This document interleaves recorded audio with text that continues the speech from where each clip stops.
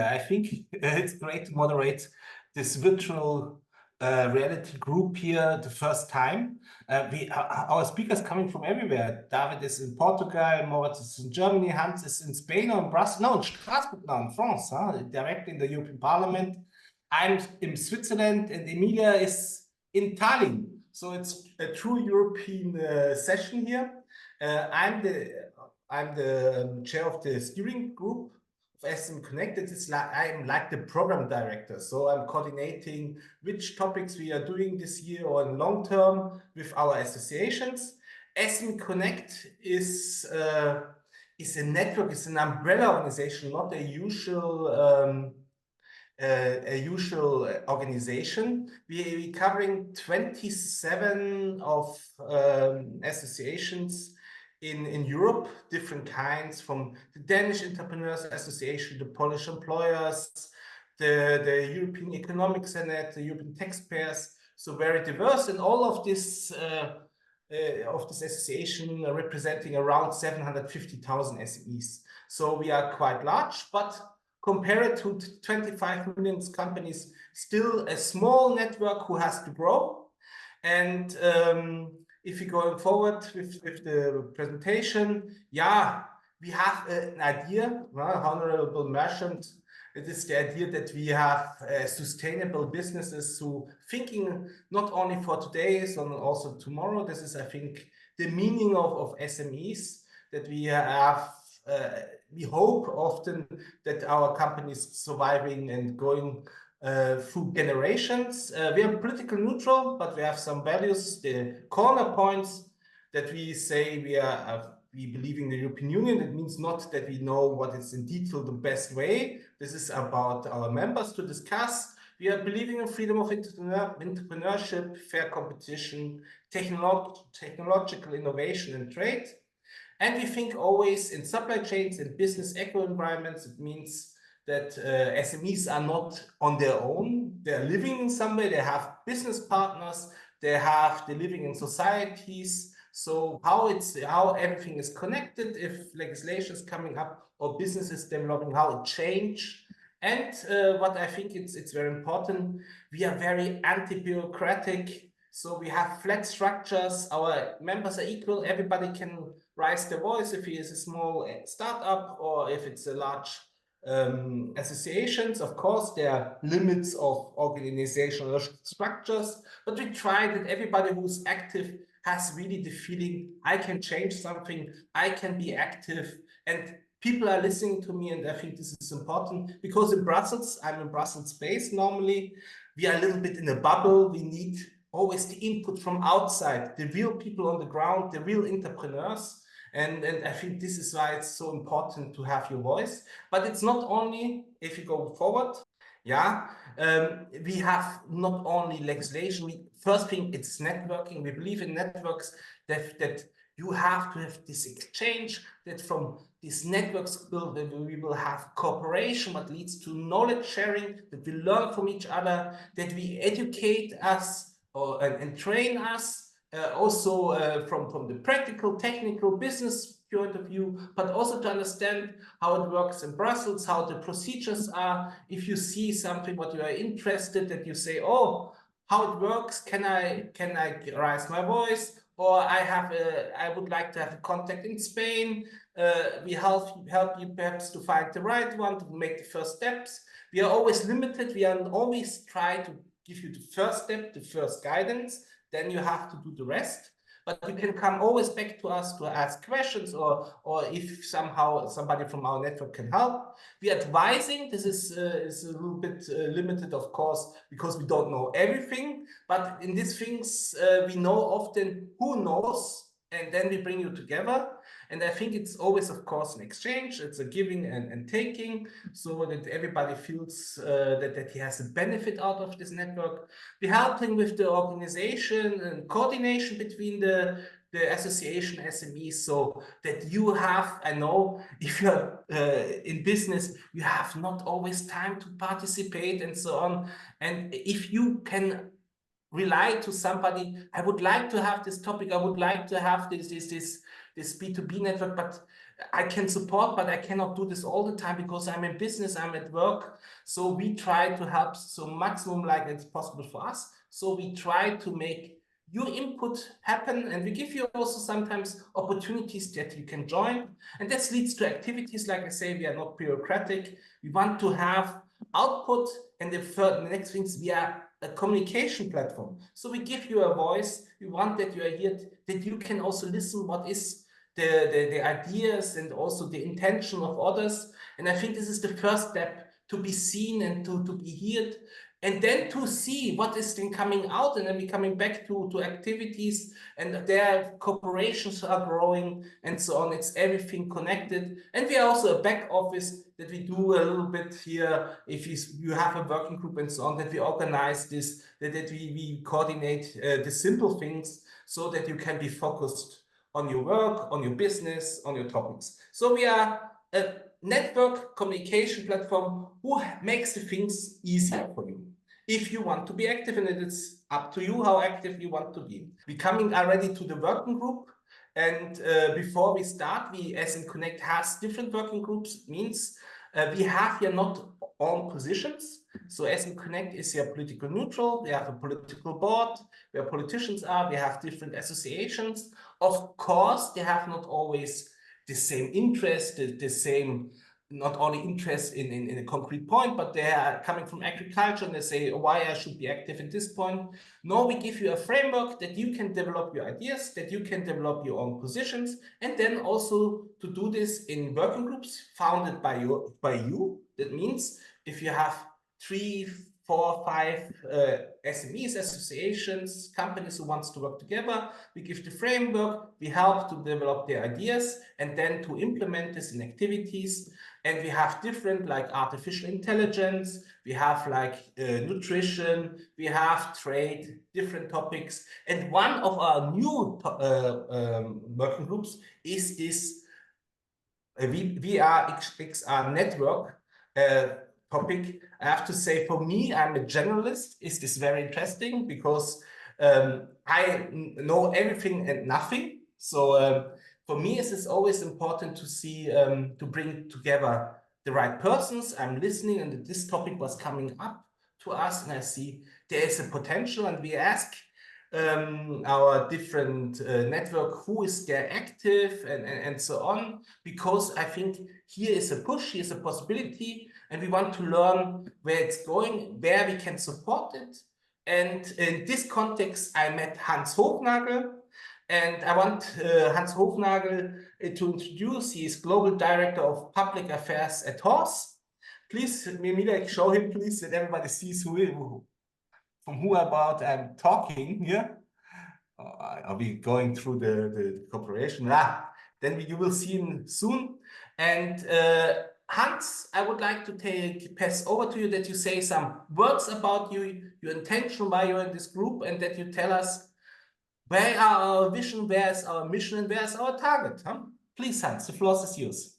Great, thank you, Horst. So let me indeed walk you through consider it the foundation of this specific working group. And it basically has 3 components: vision, mission, and target. So the first is vision, and basically there it's the aim to become the largest Europe-wide XR network, as we are committed to foster these XR businesses opportunities across the EU. So we aim to support XR-focused SMEs in generating jobs, nurturing talents, and contributing significantly to Europe's digital economy. So by creating this robust network, we aim to connect innovators, entrepreneurs, industry leaders, even policymakers, right, across the EU. And this dynamic interconnectedness will not only boost technological advancements, but it will help ensure that Europe remains at the forefront of the global digital landscape. So yes, we are focusing on the EU, but we have a bigger picture in mind with this working group. Secondly comes our mission, and our mission is twofold. So firstly, we want to foster an environment where experiences and expertise can be exchanged by industry leaders. And secondly, to dissect crucial legislation impacting SMEs, helping them in compliance and leveraging these laws to their own advantage. So By sharing knowledge and insights, we as a group, all of us, can overcome these challenges and seize new opportunities. In addition to that, I think that understanding and sort of navigating legislative landscapes and the complexities of all of it is crucial for SMEs to thrive. So while we aim to demystify regulation and provide clear, actionable guidance to help businesses, it is not only to make sure that they can comply, but it's also to make sure, because going back to compliance is usually sort of the focus from a regulatory standpoint. You need to comply, but what is mostly the most important part of it is to make sure that you can grow as a company, right, and that you can excel in your growth, and that's the aim of this working group as well. And lastly is target. So our target is ambitious, but it's achievable, right? So which is basically the expansion of a dedicated working group out of our own networks. So this involves collecting use cases and ensuring that our collective voice is heard at the democratic heart of the European Union, that is the European Parliament. By expanding that working group, we aim to gather practical examples of how XR can revolutionize various sectors. These use cases will serve as a powerful testimony to the potential of XR technologies and will help will be pivotal in shaping supportive policies. So by advocating in this house, at least that's where I'm currently at now, so the European Parliament, it ensures that the interests and needs of XR-focused SMEs are at the forefront of digital legislative discussions, right? Because we can see that digital is very, very important these days in EU legislation. And I keep saying pivotal, but there is a reason why it's pivotal, because this is the beginning of the new EU mandate. So all of these new laws will start as of today. Basically, yesterday, all of the MEPs, the members of the European Parliament, were inaugurated yesterday. So we have not a better time than today to really kick this off. So it may sound very cheesy to close this, but it is true that by working together, we can create a vibrant ecosystem where XR technologies drive economic growth, innovation, and job creation for SMEs across Europe. So thank you, and back to you, Horst. Thank you so much, Hans, to show us where the lead is going. I have to say, every idea starting small, and the growing is the interesting part, then, because I think to be part of this way is this where you're learning and you make the most of the experience and networks. And I think we start now, and it will be a movement. And I think we have to expand it and to communicate. And there's a lot to educate also, because there is not so much knowledge. We have users, and it will be the majority will be the clients of this technology, and they have to know what is the potential. But for use cases we have, and if we're speaking from use cases and really about how to implement technology, we need experts. And David Olim, you are an expert, and you are on a beautiful island. Please introduce you and your company, your startup. And you are one of our co-chairs. Thank you so much, because to build up a company and then to be so much involved, this means you are a power person. Please, the floor is yours. Thank you for the intro. Hi guys, I'm David Olin. I'm CEO and co-founder of Couture, but most of all, I'm an XR enthusiast. What I strongly believe, and I will share in a bit, is that this market has so much potential, and it's not like a futuristic time span, and it's possible for us, and it's it's really powerful for us to understand that what we are doing now can impact future generations. That's the motto for creating this digital world group. I'm very excited to be here. Also, because we have our own solution on this market, but the overall idea is that because we know some of the ones that join us are not so familiar with that, is give a little bit of context of what is this, what is the technology, and what are we doing with it. And after that, actually showing how would be some of the use cases. And for that matter, both Moritz and I will be showing what we are already doing on this space. So I will start by sharing my screen with a small presentation, which to context you about the potential of this exciting world. So you should be seeing my screen now, where I'm really happy to share this with you, which is the differentiation of XR and what we are already doing. So in this topic, I would resume this to three things, which is kind of market validation, to put ourselves into the hands of those who are looking to engage with this technology, and to understand what the technology is, and to see the traction of what already was said on this matter. So I will start with a small presentation. This is just a 1 minute video of in this case, a differentiation of XR, VR, AR. Sometimes it gets a bit confusing. You know that AR stands for reality, but what the A and M, it gets to the point where it all gets fuzzy. So for those who's not that familiar, we'll tell you of what is the AR and the XR all about. Mixed reality breaks down the barriers between physical and virtual realities. Let's see how we can alter realities across people, places, and objects. Here we have a real office, populated with real things. Let's now adjust reality by adding virtual objects to this physical space. Notice how these objects are aware of the real surfaces in the office. Next, let's replace the real person with an avatar. This allows her to be present even though she is not physically in the room. Now let's adjust the environment itself and make it virtual. Notice how the virtual objects and avatar continue to persist. Finally, let's tie back this entire virtual scene to the original physical room. A subtle boundary grid can reveal real obstacles, making it safer to walk around this virtual environment. Mixed reality unlocks exciting new experiences that merge the physical and the virtual worlds.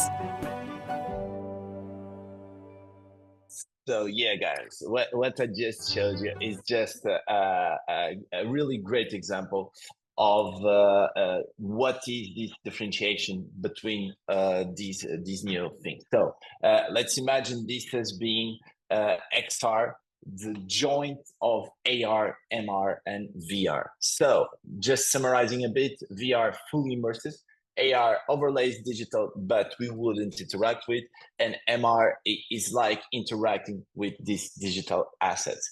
What this interaction design infographic, I think it's really good in order to show this kind of thing, is that on top of the immersion, how we can go even further on the immersion on top of the technology we are exploring.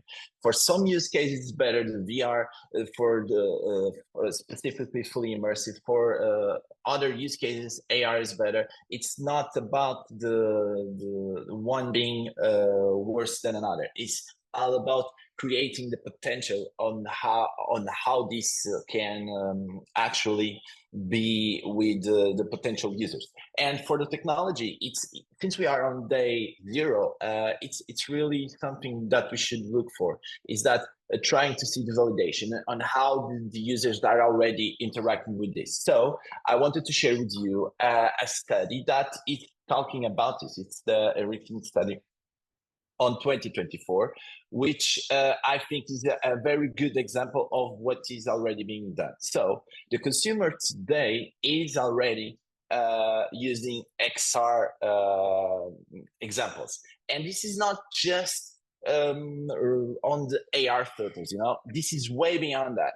This is how enablers, hardware enablers like smartphones can showcase the technology by using or leveraging this kind of technology. So I wanted to share this with you guys. It's like key takeaways of this study. It's like in the next 5 years, the consumers will combine smartphones and AR. We are on the verge of, you've seen for the last years, biggest companies, producers, they kind of stabilize the innovation on the smartphone. So whether it's just 1 more inch or more battery or a bigger, better processor, we kind of got to a point where the smartphones are like that. With this, the companies solidly believe, and when we say the companies, let's take Apple for an example, even Meta, and more recently Samsung, that just announced their own AR hardware. So in 5 years, most of the people will combine not only the smartphone usage, but also their AR device in order to make this happen. Also, this is a great takeaway because it's 5 years, guys. It's not just futuristic assumption. It's like this will rise because the smartphones are kind of stable on their innovation. Also, these AR devices are kind of the motor for these new interactions, the extended reality interactions, and people are willing to pay for it. So most of the things is on the arenas that they're already using that are already used to pay for one experience, and they are able to pay more for that kind of things. Even in shopping interaction, the only thing that they don't want to pay related to what they are is the home use case, which currently is where most people use the mixed reality headsets today. So in a 5-year time span, we will be paying more for this kind of interaction. Also, having this infographic active, this is a really good one, is that the use cases are not just related to this. Of course, there's some use cases that depend only or rely only on the smartphones, but there will lots of use cases that will combine and take the best of this combination smartphone and mixed realities. Whether it's AR fashion trials, cooking assist, and enabled education, even the more immersive ones where they have interactive companions, immersive movie experience, the social experience, all of this will be enhanced by this kind of experience. So that's kind of the biggest part of the day, and this will get a lot of things for us to do. One of the things that we actually have taken into account is the privacy concern, and they are it's like we are putting a camera into our faces, but it is not as much as people were looking to get. So the thing is that this is not the mandatory thing for them to don't rely on this kind of mixed reality. And this is kind of a new thing because people were like concerned about privacy, but they are looking to on certain scenarios. They what this shows is that they are, if the end goal or the value that it brings is better, they are willing to go through it.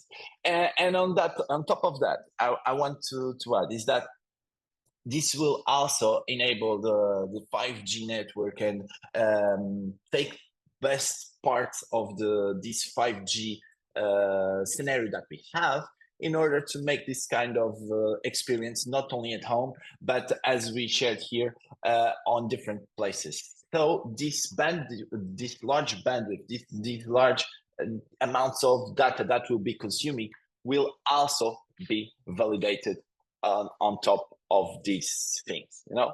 So just we already talked about the technology, and we already talked about how is this impacting people's lives. So I want to talk about currently the market size, because today United States is the biggest market on this VR headset, and we can take on this. We can use this as an example and use Europe and make from Europe a statement where we can start enabling experiences for this kind of markets. It's a market that by the end of 2023, it was the market itself 9.2 billion. And by the end of 2024, where it's expected 100 million worldwide. Markets that is growing 151% annually and is already with lots of revenues. So I wanted to share another thing that I want to, which is a study. One of the things that I wanted here is because I know most of you are not directly into this business, this industry, is to see that it's not just the kid stuff. It's not just something that some guys believe. It's not just a buzzword. It's a market that is growing, and we have these facts to validate it. Whether it's the annual sales on VR, whether that's how I already shared the 34% in North America, whether it's the market that already growing with devices costing from Meta as an example, the $500 price tag, it's growing on top of the enablers, the first movers on this space, which are clearly Meta, but are going with Pico, which is one of the VR headsets, also for more recently with Apple. And regarding the launch is that Samsung is also going into this space. As for historical data, not only growing, but as you've seen on 2022, it was only about Meta or devices of Meta Quest. But today the market is more fragmented, and it will be like this. So that's why we as developers have seen announcements like Mark Zuckerberg did earlier this year, that there will be an OS that will be open source, that people like us, so developers, can actually develop one time and then port to multiple VR mixed reality devices. And that's probably get the app going, the experience going on this specific market. And for this scope is like continuing to grow. Regarding this specific graphic, is that what my takeaway is, that is a market that is growing on a yearly basis, and it will be definitely enabled by these new devices that are coming out on the future dates. So just to complement my presentation, I want for you to take 3 takeaways. What is this XR? So basically, it's summing up it's the space created by AR, VR, and mixed reality. Definitely that there is not just belief, but actually proof that the younger generation specifically, but most of the users will use or combine this with their own smartphones, and the market is definitely growing. And for these big companies to make this statement of going into this space, it's definitely an exciting time, and definitely something that is worth investing on, that is this immersive space. Regarding this, and talking about use cases, I will talk a bit of what we are already doing with this. So we are active fans of, let me see if this, we are active sports fans. So we felt like we can combine these 2 things, you know. So not only sports data, being sports fans, but also using this AR integration. So what we managed to do is to create this gamified AR experience for sports fans. What we are already doing is like a Shazam for sports, imagining sports in 3D. So you are at home, let's say you are seeing Heroes game, and you will be able to see understand which game is happening, and placing, in this specific case, a soccer game or a football game into your space. So AR, but related to live events. What we are already doing is kind of an approach where we try to validate it directly into potential partners. So we use one of the visualizations for enabling this kind of content into third parties. So we implement with media. This is just one of the examples where this kind of real-time processing of 3D digital avatars, we integrate in this specific case with one partner within a web iframe. And this we have done into Hero, but we also successfully managed to put it on the extended reality space. What you're seeing is the preview of what we managed to build for Apple Vision Pro. So on this stuff, with what we bring to the table, like literally, because we create a stadium related to the sports event, is we replicate the real event into this new immersive scenario. With this, we enable not only betting, but also the monetization, the ad revenue. It's not just a new interaction. It's way more than that. It's like we go from a passive action, which is looking at a movie or a 2D interface, going into a 3D, because younger generation, specifically Gen Z, they want to decide what they want to see. So we can empower them. Today it's possible with this kind of technology. So what we want to do is to let them choose have their own choices and put this kind of front ends on top of that. This is just the beginning. This is just one of the examples that we managed to do it with this impressive technology. But I'm eager to see not only what you guys are actually implementing, but also what my friend Moritz is doing. Just to complement and to finish, this is kind of powerful because our mission is really empowering SMEs to go into this digital realm.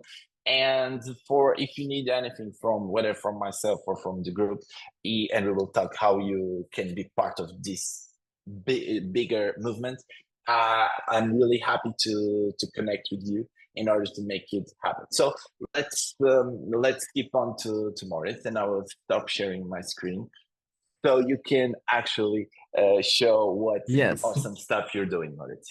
Thank you very much. Maybe also a short introducing of myself.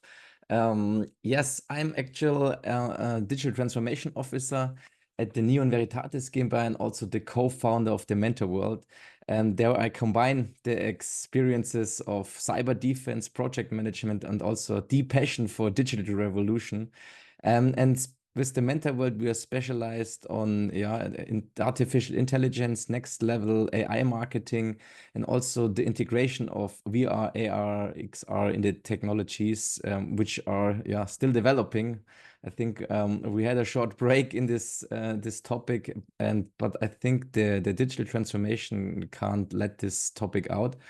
And also a big role in my business life is networking, because I think one of my leading sentences is your knowledge and your network is your net worth. And because of this, I like this to work with Hans and our working group and the SME Connect to build and bring more people onto a topic. And also we will see what happened after this meeting, where are our use cases. And for me, it's very interesting to see the business use cases, because from my perspective, there is a lot of gamification in the VR world. But I think we have to bring it to the business use cases, that we create a value for the companies, and that we will really see, okay, there you have a new opportunity. And I want to share something I do in our AI workshops in the combination with VR, because what we see is the combination of virtual reality and AI with natural language, and also to create the worlds. And I made a video out of it, and I could show you this presentation or the video. I hope you can hear the sound, and I will start it.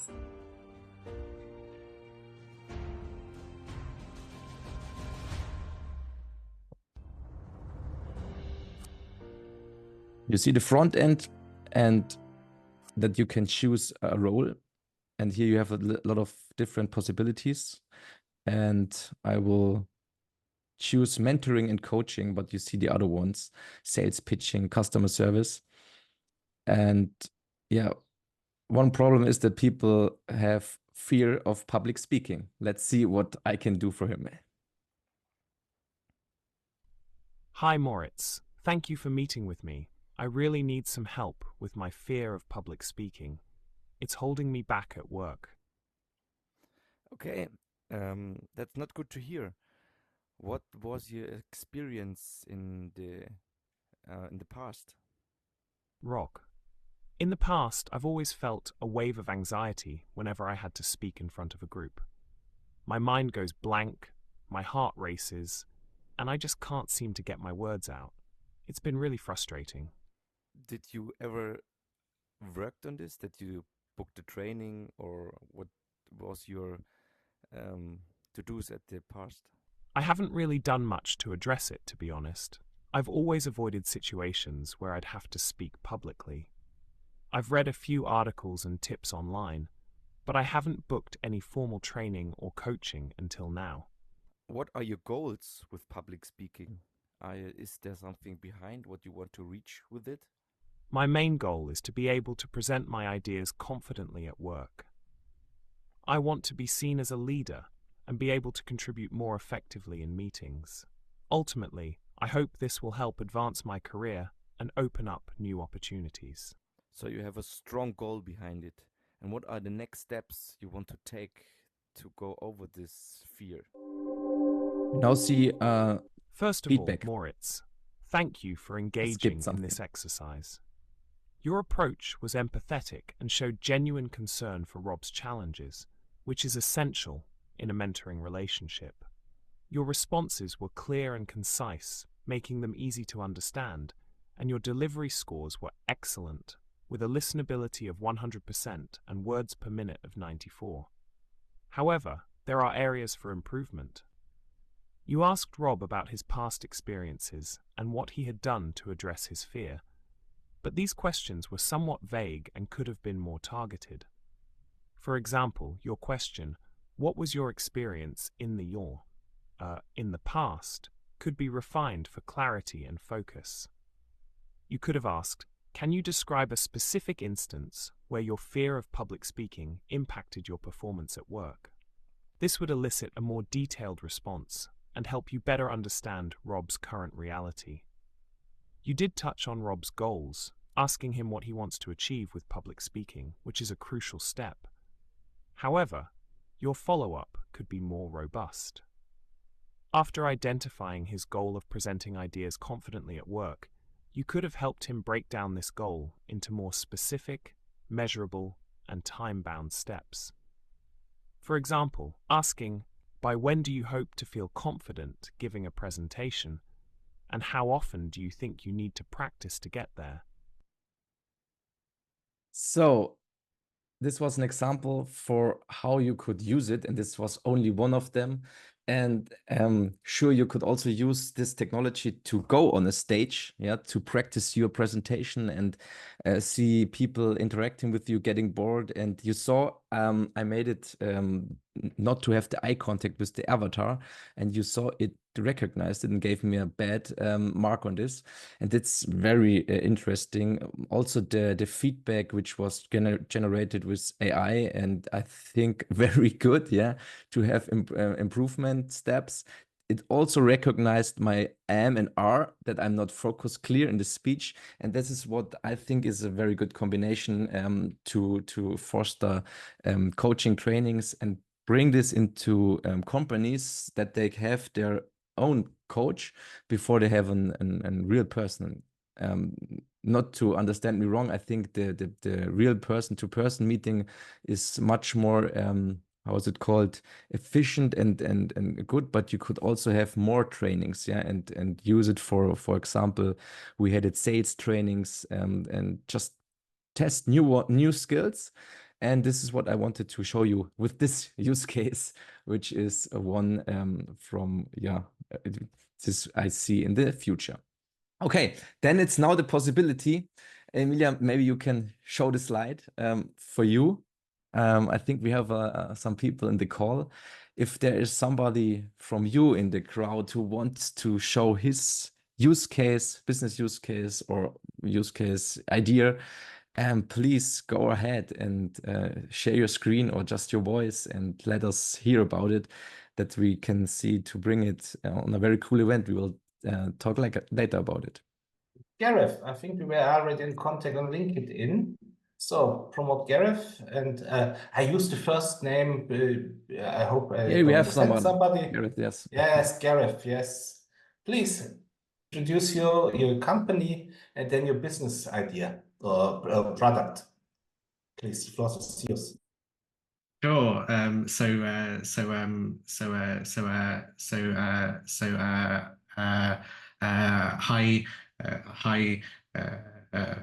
everyone. My name is Gareth. I'm a person who stutters, and I'm also the founder of With VR. For most of my life, I found it difficult to use my voice to come out of my comfort zone and to say exactly what I want to say in speaking situations, just like this pitch. And it's not just me. There are 234 million people worldwide with a speech disability or a difference who have similar challenges. These individuals can have negative experiences of speaking situations where they are discriminated just because of the way that they speak. In speech therapy, one of the biggest challenges is to practice for a real-life speaking situation. Currently, speech therapists use role play to practice things with their clients, such as ordering something at the bakery or speaking with their teacher. But this doesn't represent the real situation.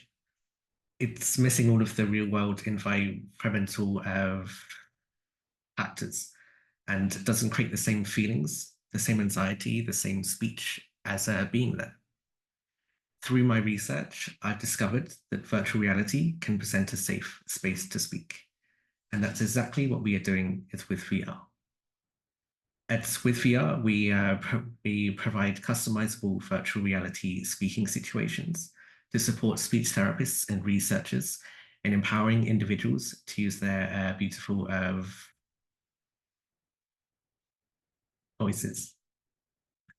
Using our software, you can make avatars that look like real people, like me, like you, like someone's teacher, like their boss, like a family member, and put those avatars anywhere into the speaking situation. You can then move them around to anywhere that you want, change their facial expressions, and even create spatial as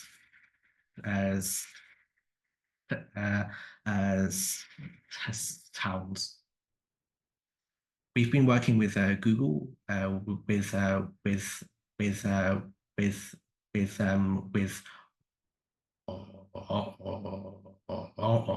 Orange and other big companies to bring the latest technologies to speech therapists. With those collaborations, our avatars can speak more than 15 different languages, including Dutch, French, German, Italian, Portuguese, Brazilian Portuguese, Turkish, Norwegian, Japanese, Arabic, and more too. And they are incredibly realistic. The avatars have 15 different mouth shapes that blend together to represent a realistic mouth movement when they speak.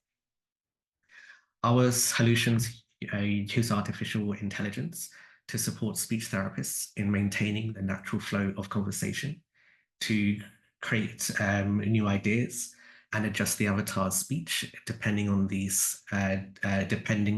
avatar's selected emotion. Our solutions have been on the market for 2.5 years, and we are now worldwide in small practices with one speech therapist or a big group of speech therapists, in big clinics, in universities, and in hospitals such as the NHS in the UK. And it's not just being used with people who stutter like myself. It's now being used in autism, in Parkinson's, in stroke, in transgender, and more too.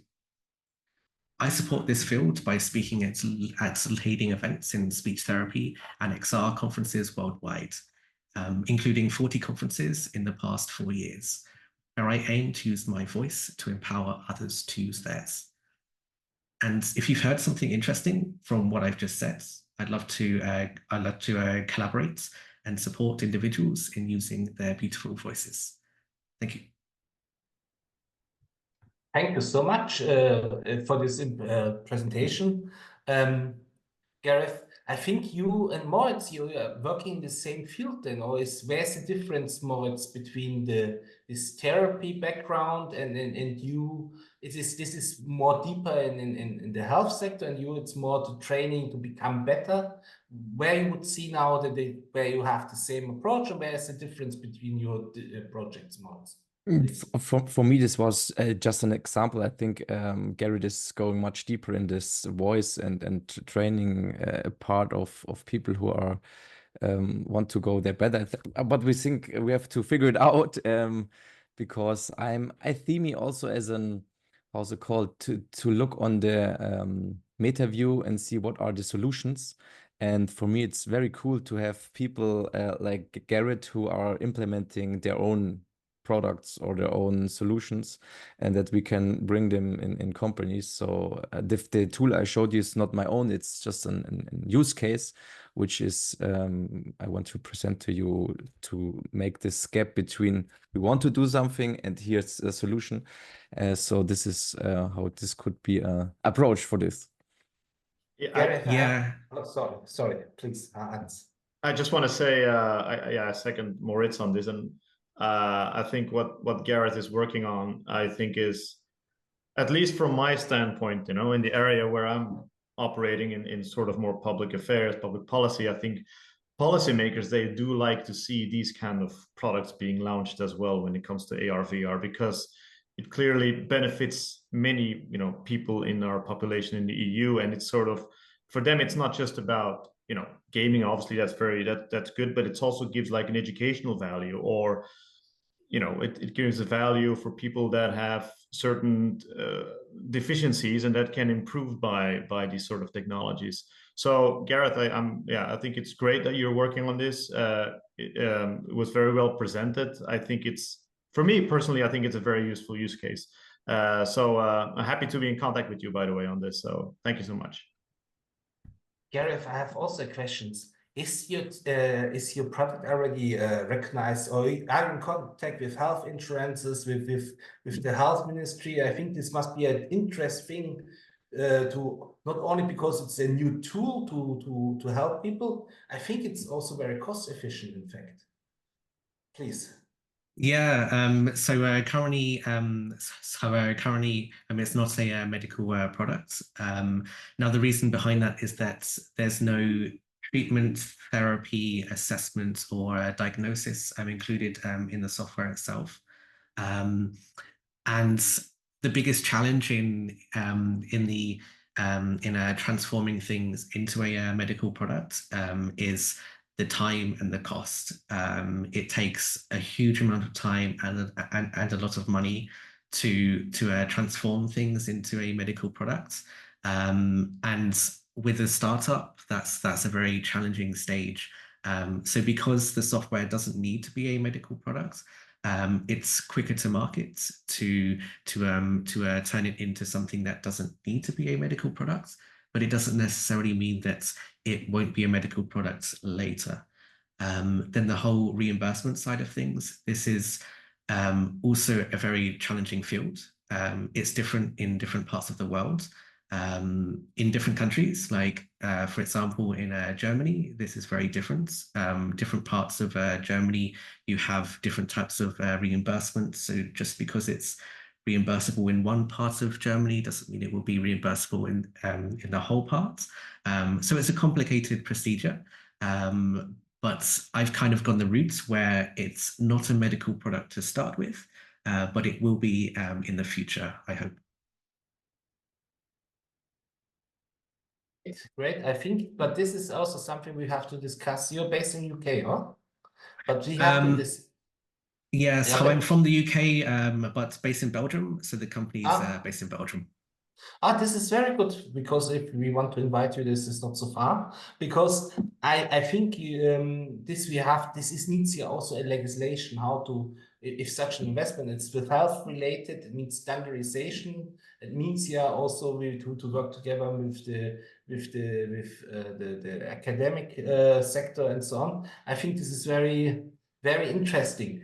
Do we have other showcases here who want to be presented. We have still time. Is there somebody?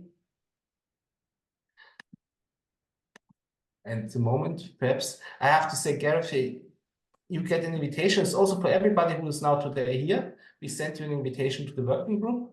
If you don't want to present your idea or your business case today, we can do this later also. It's no rush and no pressure. I wanted only to highlight what I learned here now. David, you were focused on B2C, this means business to consumer. And Moritz, you have already also this idea from B2B, yeah? And education means here also training for my sales teams and so on. Where you thinking you say, Moritz, it's from the gaming sector. You think the kickoff here, David, is more the private sector, the individual use, or is how we can see the B2B, are the companies, the SMEs learning, or is this more a process? But this often says so that a product coming from B2B to C, and then not so often that a B2C products coming to B2B. So Hans, perhaps you know it also better because you know it from your former time in Meta. How is the structure of this business, where it's driven from? Who wants to start? Hans. Maybe I let's You, Hans join in. I think he goes first. Yeah, no, but yeah, I think it's very interesting what you mentioned, Horst. At least from my experience in Meta, I mean, if I can speak on behalf of Meta, but we have been collaborating with private companies, but those private companies then have a clear link with sort of public entities, right? So we try to, for example, the AR or VR headset, the AR VR headsets we had as part of Meta were being used by a private company that offered medical classes, let's say for surgeons, and that was then being funded jointly by a public entity, right? So there is this sort of intertwinedness between private and public, and I think in the regard of what Gareth said, that could be very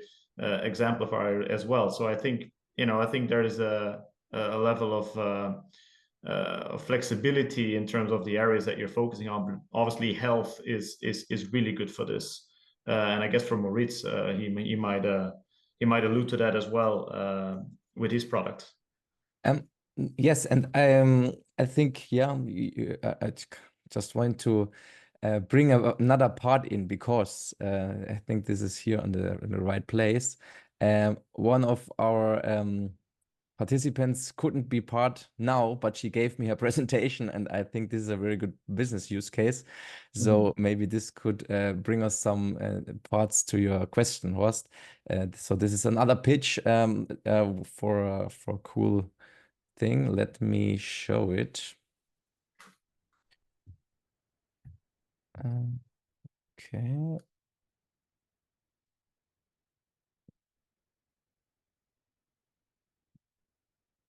Do you see it? Okay. Yes. It was from Petra, Isabel Schlerit, and she gave me this beautiful presentation about what she do in their business use cases, and she also gave me a hint about the European platform, that there is a STEP program which has 160 million euro total investment possible through STEP, and also 10 billion euro additional budget in the EU multi-annual financial framework. And it is useful for virtual worlds in healthcare, education, art, industry, and market. And I think our group is also very good for it to come to this money and see, okay, how can companies who are joining us or companies in the EU use this. For her, she's having the XRC Academy, which supports 2 of the 4 pillars establishing in the STEP. The 4-pillar strategy for integrating virtual worlds into the EU policy. So on the left side, you see the training and certification of VR experts. and also on the right side, the consultancy and support of the integration of VR in businesses. So on the left side, people, and the right side, company. And what is she doing? Or what does it mean for us as a company? She's integrating extended reality technologies into their businesses and to build VR expertises, integrate VR technologies in a playful way. And she told me that it's a new way of working to be in a virtual world, and you also need some new how to work together, some rules, and also this is very important. I didn't thought about it because I'm just using it, but I think when you bring people in it who never did it, and to provide an immersive workspace, to see, okay, my future view is also that we having not virtual meetings like this here in Zoom, but that we have avatars and we are sitting next to each other and seeing also the gesture, and this would be also great. She gave me two feedbacks from her customers, and I think it's very good to see that there are people doing this and going on in their way and want to be part on this journey. And also on the left side, you see possibilities to create virtual worlds. An immersive experience are enormous, and that they openly bring new technologies in their company's process. So that's what I think would be very helpful for the future. And on the right side, you see, okay, Telefonica is on the way. So there are big companies who are doing it. But I think at the SME sector, especially, is having a lot of potential. So this was from my side, I think a good presentation to go to this business use cases. But I want to have some additionals to the question, Hans, Horst, sorry. I think that we also have, when we go into the factories, when we go into factories and we have machines who should be repaired, and this is not done very often. Then we could have this plans virtual and gave the persons who have to make the constructions a way better, way faster. Otherwise, they have to look in the manual and see, okay, do it like this. And I think there's also a very good business use case, which is useful for a lot of technology-driven companies. Thank you so much. This is very interesting. I see that education is there also. Gaming and education is in this virtual reality a very important drivers of this development. By the way, I see also that we have Ellen McCallum here. She is the chair of Bentani Education. So she is in fact from this field and teaching entrepreneurship. Perhaps it's also very interesting for her. If you see education, I see also that it is also related. Then also we saw this from Gareth, this product. It is rooted also in the analog world with healthcare and quality control, standardizations.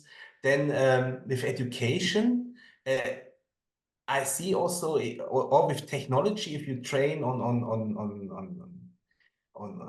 high tech and so on, there's also data protection, cyber security, because you open yourself, it's your health case perhaps, or your technology want to train online as a virtual. There's as many topics related analog and cyber security, or with your product is also artificial intelligence to answer this and so on.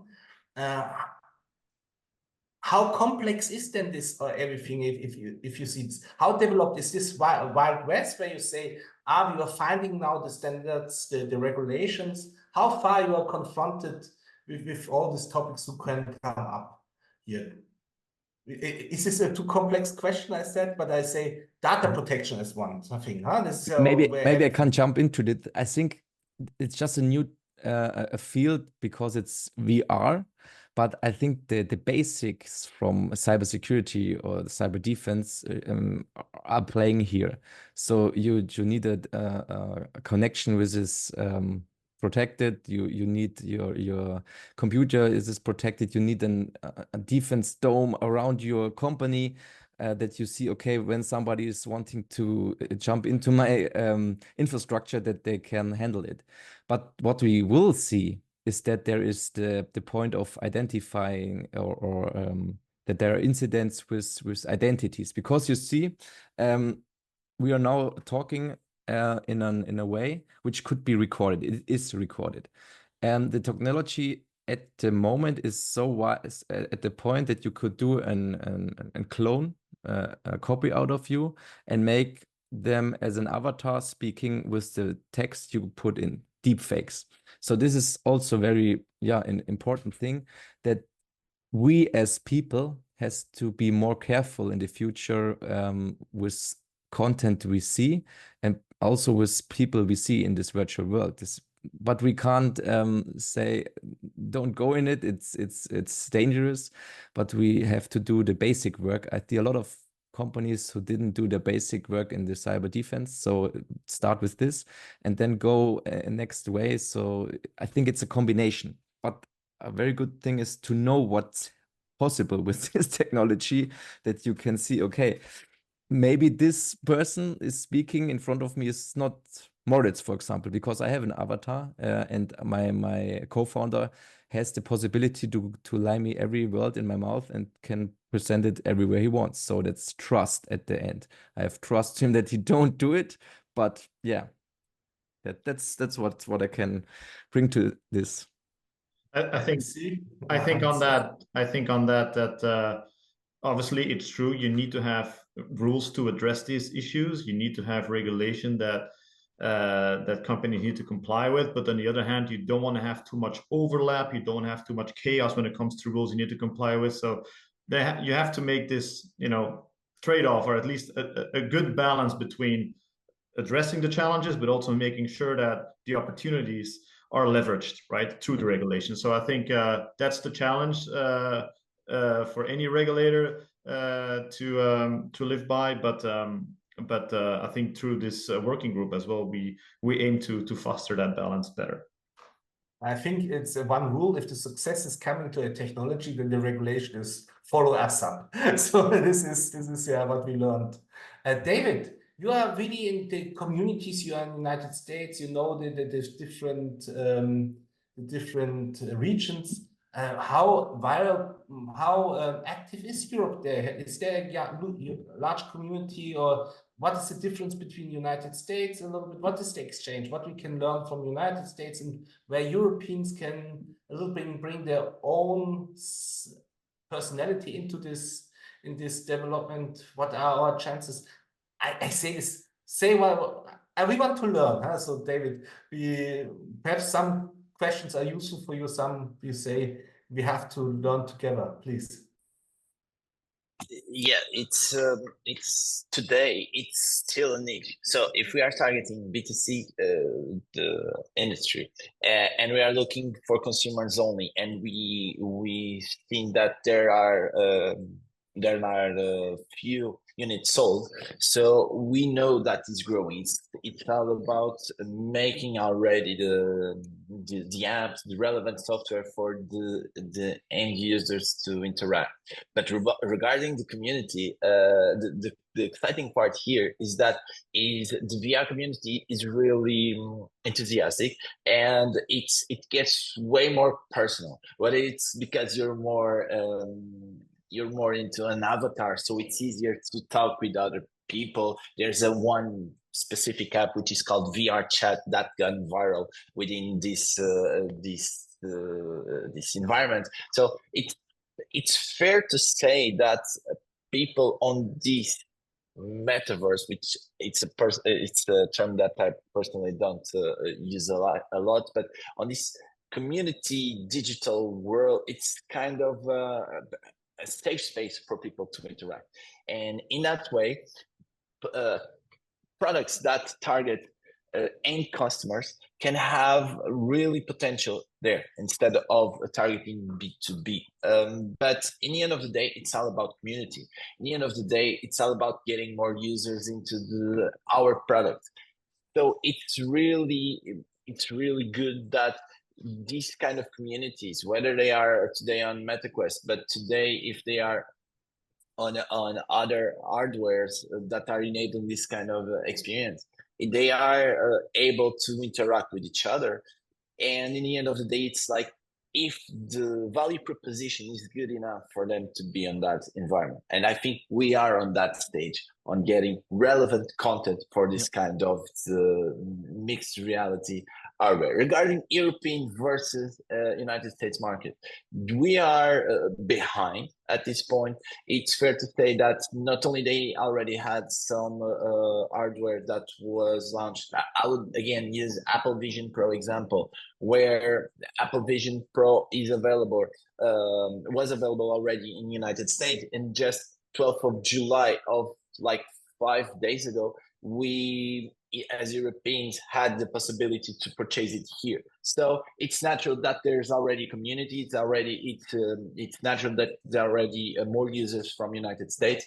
But I strongly believe that all of this will be driven through the content that would be available for this kind of hardware. So the United States versus European versus China, whatever, it's not necessarily a war. It's like the industry will join all of these. And I strongly believe that in the future, the slide that I presented, where 34% of the users of this kind of technology is solely from United States, I think this will shift and will be a way broader audience on top of this experience. Hans, at this point, David, thank you so much for this. We saw before that this market was dominated by Meta with over 70%, and now it's reduced to 50%. Is the sign that more and more companies going in these markets, that now the break-even point of these products will come closer? Because it seems that if it would be not interesting, why I should start now to invest in this market? Well, I wouldn't say that. I think the shift is being shadowed a little bit by the, well, first and foremost, I think the shift is overshadowed by the emerging of AI. So AR, VR has gone a little bit in the background, and you've seen all about, generative AI, and that really has become much more prominent to people's attention. But I think that the market is completely open now on AR and VR. So I do think that it will have its importance as well in people's living rooms, let's say, right? And yeah, Meta had a big stake in this, but clearly there is a little bit of shift in there, and that also has to do with the part of AI, because the company is as well heavily investing in AI with large language models. So I would say, yeah, I think it's diverging, right? I think the market is very much diverging when it comes to AR and VR. Interesting, because I saw now that from the big companies, it was, I think, only Samsung from Asia there, but I thought Sony is also active in this field. But the leading company, Apple, Meta, I saw the Microsoft there, there's these leading companies in this field, the Americans. But I would expect, is there also a Chinese company who's doing this? Yeah. But they are still not so prominent on the market. Lenovo has built some VR headsets, yes. Okay. And if we go forward, when you say, David, in 5 years we see then the breaking even point. This is 5 years. Is this long for you, or is this now you should go into the market and say now it's the opportunity? After the next 5 years, then it's become the shares you can make are becoming smaller and smaller. What would you give you advice? I think you need a long stretch to reach this target. 5 years is long for startups. Yeah, 5 years time spent for startups is kind of a lifetime, but it's like really narrow direction, and what I would suggest is that there's something that we need to adapt to already make it happen now, but having by creating the projects that we managed to create, but still having that long-term vision that this will happen within this time span. So the thing is that even though we need to shift or making a more commercial AR, VR today, so it can be used as validation for the market. I definitely see this 5 years time frame as the biggest gold opportunity of younger generations, but specifically how they interact. Even though all of this technology is being put in front of us, whether it's through a small screen of our smartphones, a bigger but not that big screen of our laptop. I strongly believe that in the end of the day, we will have these glasses that will use all of our environment as digital realms, so we can interact and all of that. So it's a procedure today using VR headset on the go, on the streets, or on the subway. It's not something that is mainstream, but it's all about early adopters. It's all about the first movers on the technology. So all is right, and even for the markets and the industry to be mature enough to be for the investors to be confident into investing in this space, it needs to be these first adopters, these first movers that actually will validate that technology itself is useful, and that's where we are positioning ourselves as developers. But most importantly is that where we believe that this kind of technology will have impact. Thank you. This is a good perspective. But Moritz, you said that in your business is also very important this public-private partnership, that this side of that they are supporting you. We saw also in your last use case, there was also this. How many billions? It was 600 more. How many billions was to reserved for supporting with virtual reality in the European Union? It was a huge amount. This is the program from the EU.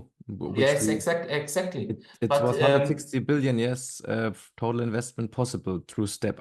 I to be honest, I didn't hear about it before. So yeah, I wanted to ask you. Do you know from your communities that somebody was using such money or such grants, or? No.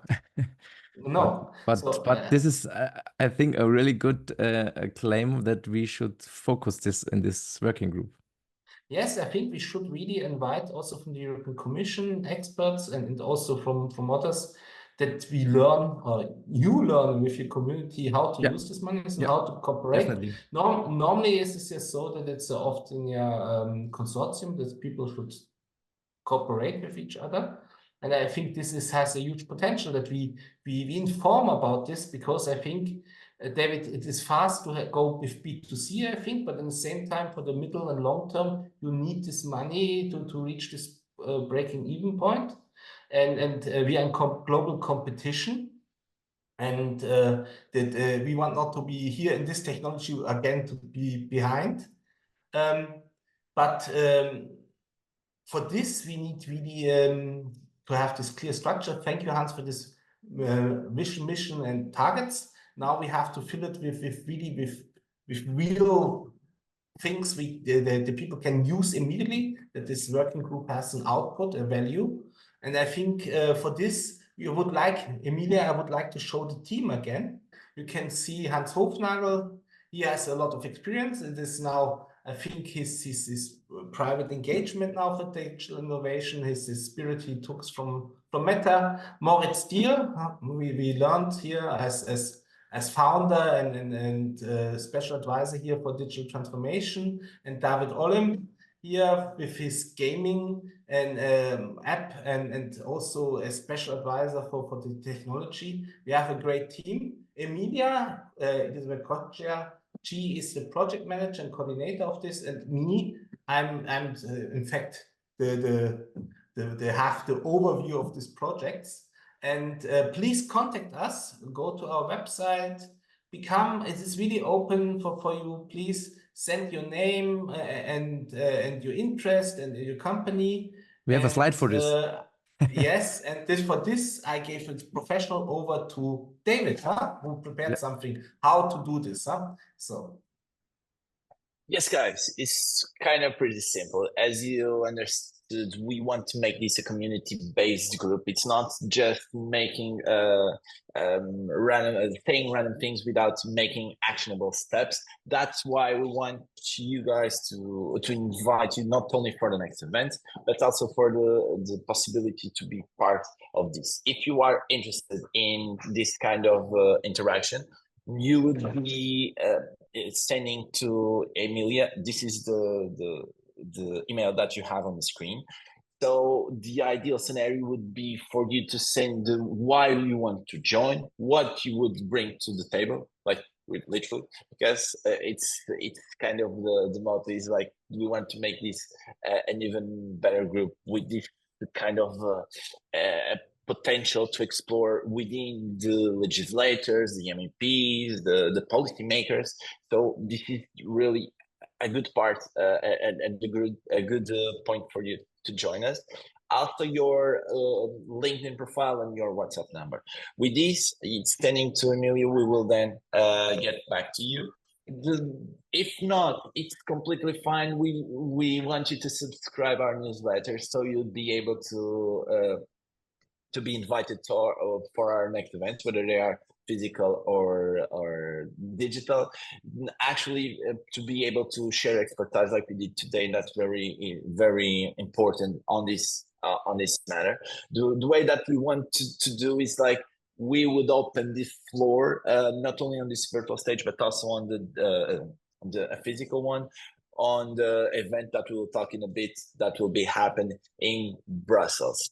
As for other perks of entering this awesome group, it's like we can adapt and we can adjust based on the feedback that you can provide with us in order to make this a successful working group. Again, that has this potential to work directly with European Parliament and the legislators in Europe, because again, this is bigger than us. It's us climbing and going to this route where nobody had done before on this digital world, and that's very powerful to know. So this. Summing up, this is it. Whether you are just interested in keeping up with the group or being part of the group, these are the actionable steps, and we are looking forward to hear from you. To you, Horst. Yes, and I pass over to Moritz because he made also a perfect roadmap already. Yes, so please. Thank you. Yes, we made a little bit overview of the roadmap. What is next? We see today kickoff, but we think when we're talking about VR, we should work in VR. So our next step between the next digital event will be that we come together in small working groups with the VR glasses to exchange there, also see how to work in it.